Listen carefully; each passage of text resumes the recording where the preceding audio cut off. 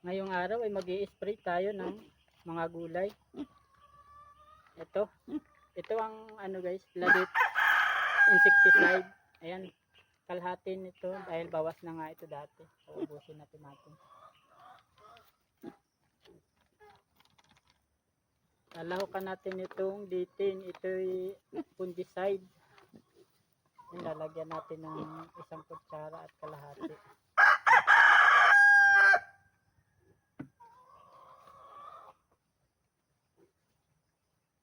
Ayan guys. Tapos hahaluan natin ng foliar fertilizer.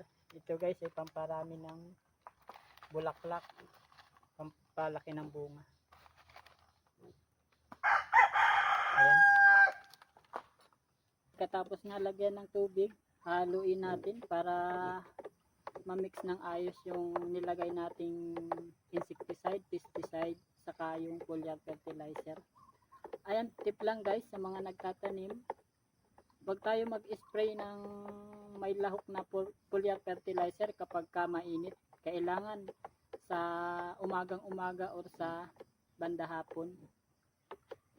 Ayan guys, ganito lang guys. Haluin lang natin mabuti tapos pwede na natin i-spray.